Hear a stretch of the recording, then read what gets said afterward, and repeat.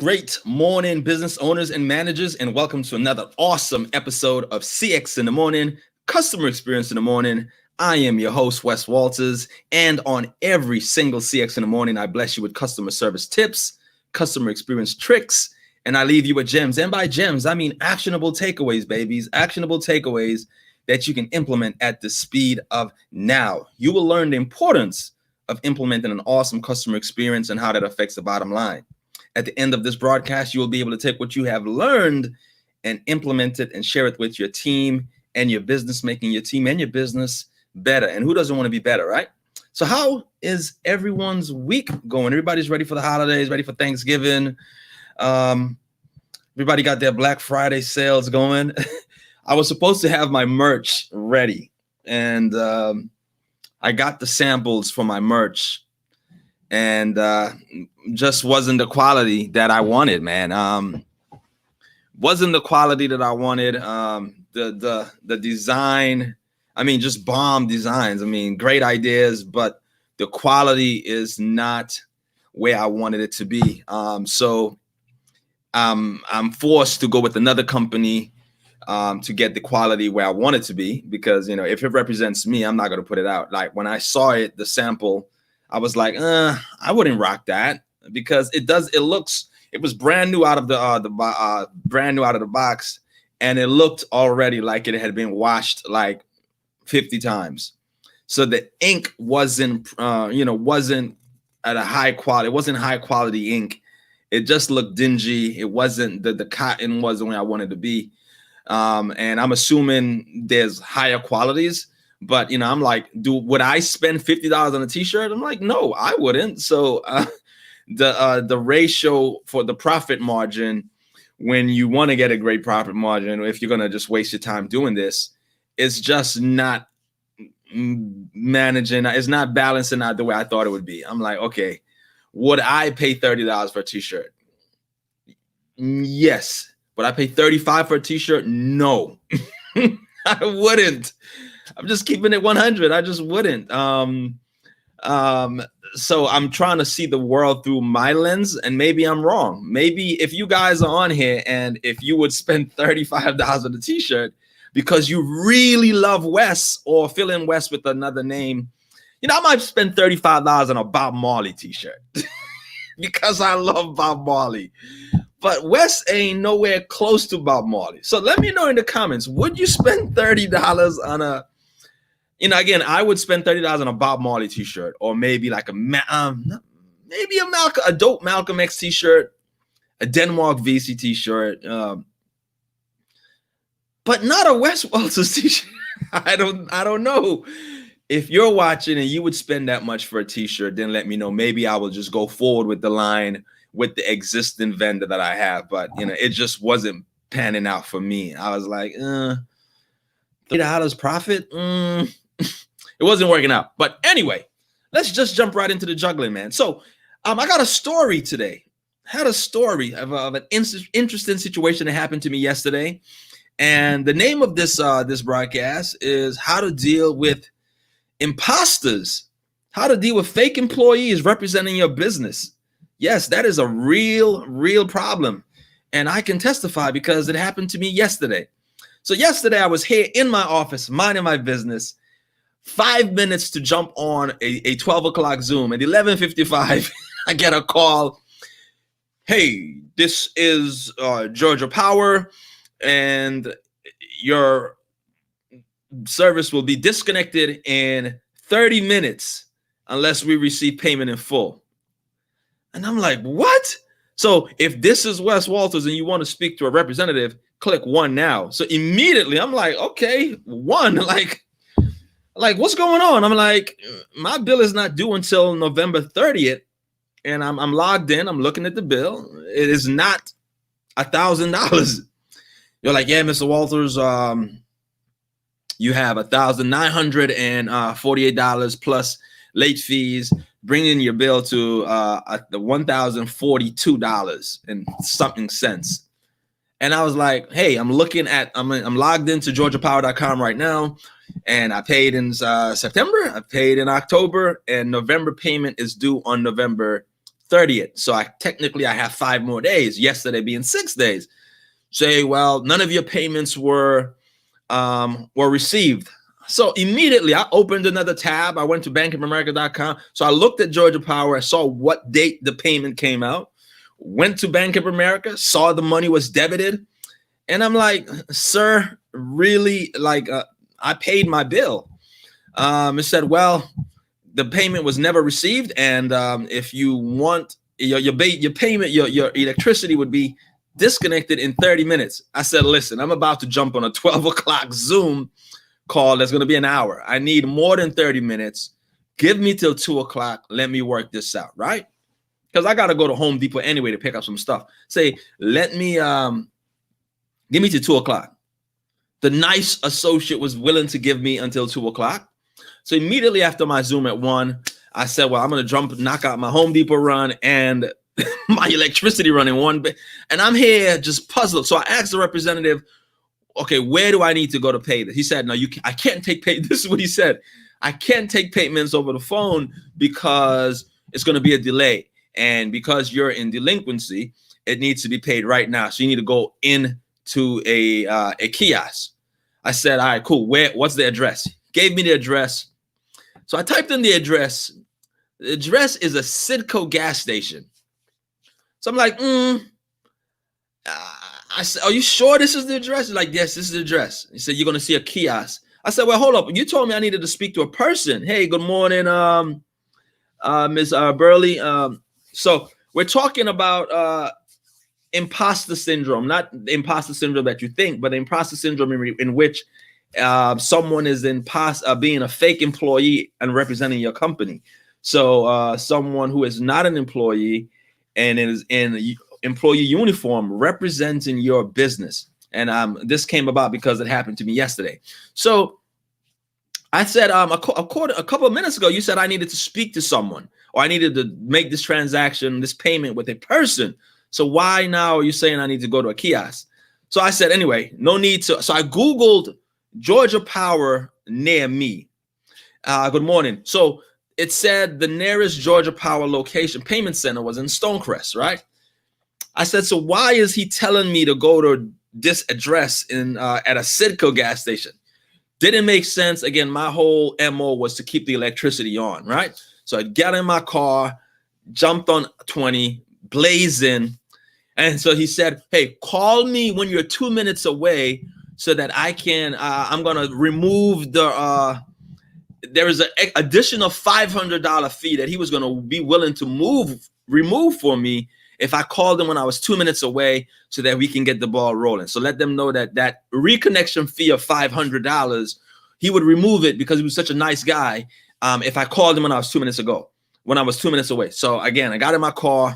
I'm looking at the time. And I had to be back home for 2 p.m. for another Zoom call. I'm like, this is not looking good. I typed in my GPS. How far is Stonecrest away? It's 30 minutes. If it's 30 minutes going, 30 minutes come back, I'm not going to make it. So I'm like, okay. Something is not adding up because I took screenshots of the website just to have proof. I had it on my phone. I'm like, listen, there has never, not once, been a time where Georgia Power website did not reflect the actual payment that's due. So my spidey senses started, Wes, this don't add up, man.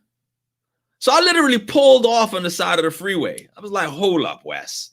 Hold up. This is not adding up.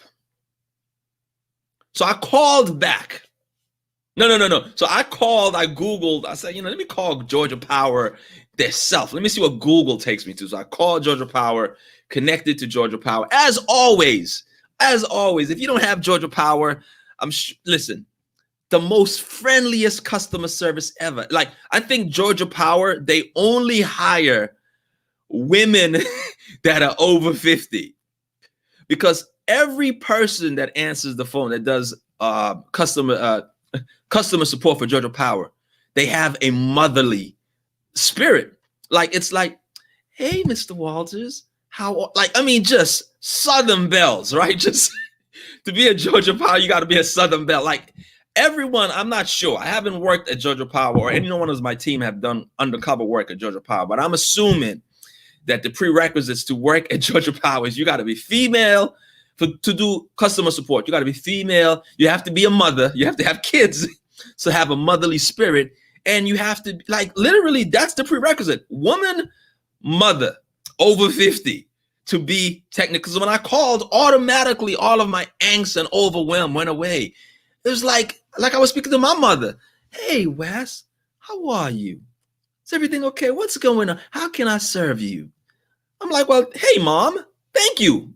I'm having a little problem here because one of your representatives called me and said I got 30 minutes or else my system, my electricity is going to be disconnected. And I'm like, my bill is not due until the 30th. Like, what's going on? She said, well, let's check in. You know, she verified my stuff and she was like, no, your bill is due on the 30th. And that was a scam. And she said, the scams are rampant today because I have had, you're like the 7th call for the day where someone has been scammed. Hey, good morning, Pastor. So she said it was a scam. And again, the gem of the day is to listen to your spidey senses. The spidey senses are never wrong. When your spidey senses say, hey, this don't add up, chances are it's wrong. So now bear in mind, these people were good. They had me. I left the house on a mission to pay this bill.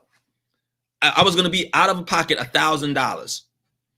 And it just didn't add up. I mean, they were good. And I think I'm an averagely smart guy. And they convinced me that in 30 minutes, my bill was going to be disconnected. Because when I called, so this is the thing. When you call, I called back after I spoke to Georgia Power. I gave her the data and the intel. She understood what was going on. She said she's going to report it to their investigator. And I gave her the number. Listen, they had a phone number. When you call, it says, you are in the delinquent department. And if you want the extension to the guy that you were speaking to, he gave me his extension. And I was like, these guys are good, very good. So I called after speaking to Georgia Power. I called back. I was like, hey, I was calling about my bill. You know, it doesn't look like I'm going to make it there by 2 o'clock. Can I get an extension? Right. And so she was like, she said, what's your name? So I said, my name is Howard Walters, made up her name, Howard. She said, oh yeah, Howard. Yes. How are you? How are you? Yes. Are you going to make the payment in time? Said, I'm not going to make it. And, I said, in Atlanta, it says it's 15 minutes away, but the traffic, it's looking like I'm going to be there and not going to be there until 3. And in addition, I don't have the $1,000. I was wondering, can you work with me and allow me to pay $250? It's like, what's the extension of the guy that you spoke to? I gave her the extension. So he connected me. He's like, hey, yeah, hey, Walter. So now he's calling me Walter now, right? I say, hey, yeah, this is Walter. So I was Wes, then I was Howard, and now I was Walter. So now the red flag, the spidey senses are proving that, yeah, this is a scam, right? So yeah, this is Walter. I said, can you verify the account for me, please? He says, I want to verify the balance. So what's the phone number? I gave him the phone number. He said, because the last representative I spoke to said the balance was 700, and now you're telling me 1,000. He said, what's the phone number? I gave him the phone number. He said, are you sure that's the phone number? I said, yeah, it's been the phone number since 1997. It's the phone number. Oh, yeah. Oh, now I'm seeing, because the discount was taken off. So it's not 1,000 anymore. It's 750. Yeah. I got it, Howard. Yeah, now I said, no, it's Walter. Oh, yeah. I got it, Howard, Walter. I got you. So, yeah, when are you going to make the payment? I said, I'm not going to be able to make it. I said, I Googled the address. I said, the nearest Georgia Power near to my house is in Stonecrest. Why are you sending me to a Citgo gas station? Oh, because there's a kiosk. You need to go to the kiosk. He said, oh, yeah, and by the way, ironically, that nearest location, it was closed because of COVID. He told me, no, don't go there. It's closed, right? And at this point, again, I know when it's a scam, and I'm like, okay, great. I'll just make a show about it tomorrow. But again, these guys are good because their message compelled me to leave my house to go on a wild goose chase to pay a bill. So I could imagine I could imagine if this was my mother. If this was my mother, they would have gotten her out of $1,000. If this was your mother, yeah, they would have definitely put enough fear into your mother's life that she's going to be without electricity for Thanksgiving, and she would have paid that $1,000. Because again, I am pretty smart, and I'm a little younger, so I question everything. A senior citizen probably would have not questioned it and paid that money and be out of $1,000 for Thanksgiving, and their lights would have still been on. So that's real, and that happened to me, and I felt violated not because again, and I didn't pay the $1,000, but I felt violated because it took me out of my element, and I had to rush back home, and I was late for my 2 p.m. Yeah, I was very upset. But anyway, it makes for great content. It's great TV, right? You got you watching. And as a business owner, manager, we want to put things in place so that does not happen to you, because there are individuals out there who might not like you as much, or who might really like your business, what it stands for, and might just want to cause havoc, because havoc happens sometimes, right? Or they might just want to capitalize on some of your payments that you receive. Especially, like, say, I have a lawn company that comes by, and whenever they come, they put a little bag on the note, say, hey, we were here, by the way. Even though it doesn't look like we cut the grass, so it doesn't look like we did anything, but we were here, by the way, and payment is due in 30 days. But here's some things to put in place. One, you want to have, right now, immediately after this broadcast, this is the gem. You want to claim your business on Facebook and on Google. Do it immediately. Literally, once I say thank you for coming, God bless you, good night, once you hit stop, you need to go claim your business on Facebook or on Google if it has not been claimed yet, because somebody else can. And once they do it first, tough. It's digital real estate. Once that piece of property, that digital real estate is gone, they got it. So if you have not done that yet, do that immediately.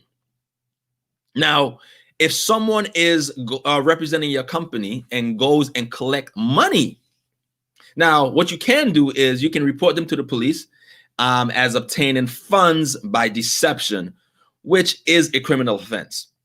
Another thing you can do, of course, which is not on the criminal side, is that you can, if you know the address of the person, you can send them a cease and desist letter. Now, both of these things take away time from you running your business and being a manager. You don't have time for this. This is opportunity cost. It's taking you away from revenue producing activities that you're supposed to be doing every day. So you don't really want to do this. So to avoid this, claim your business. Claim your business today.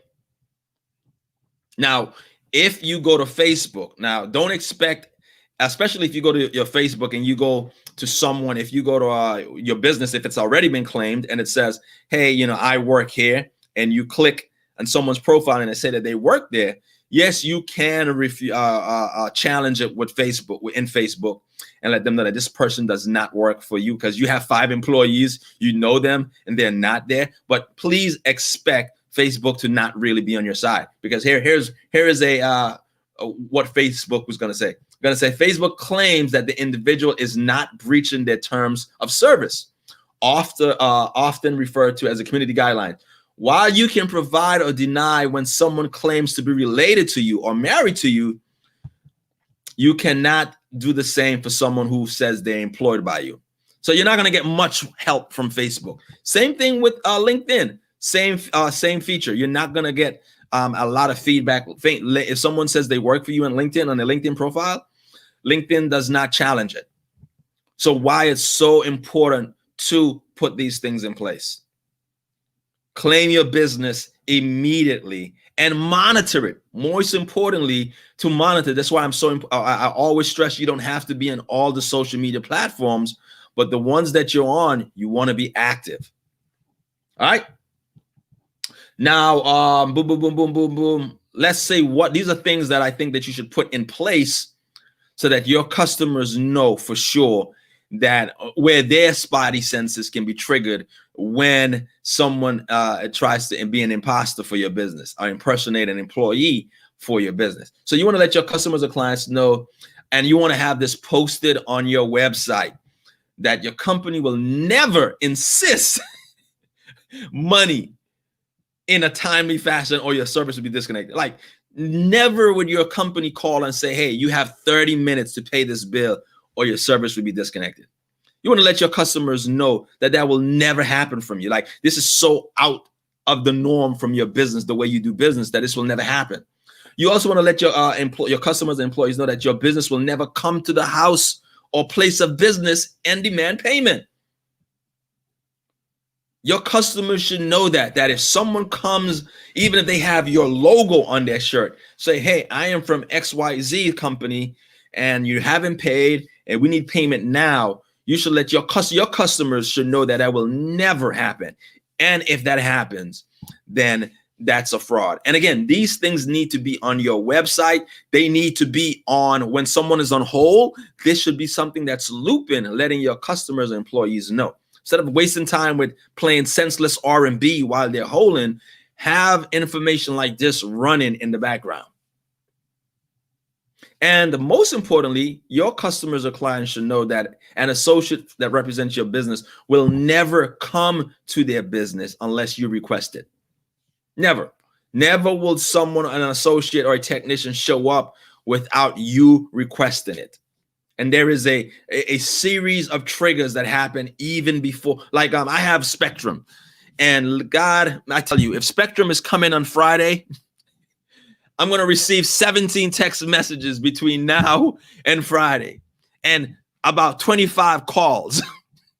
Hey, just want to let you know we're coming on Friday. Hey, just want to let you know we're coming on the day after Thanksgiving. Hey, I just want to let you know we're coming on the day before the 2 days after Black Friday. I'll let you know that we're coming in the day 2 days before Cyber Monday.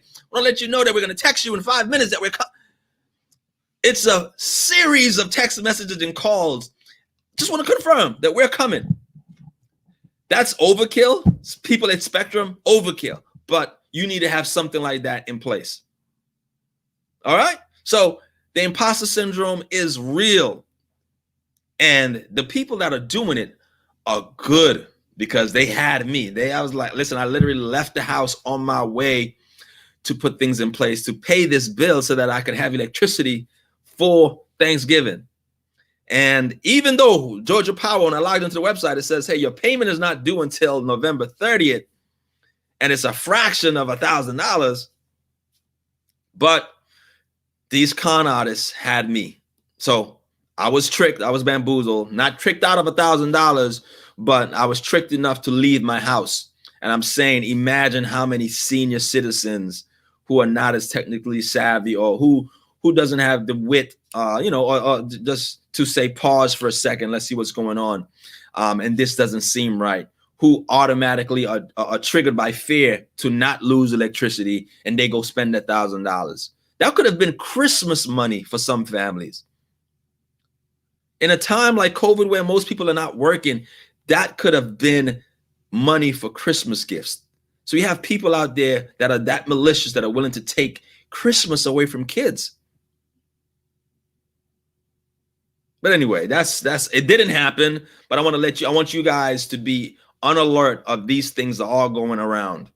And they are good.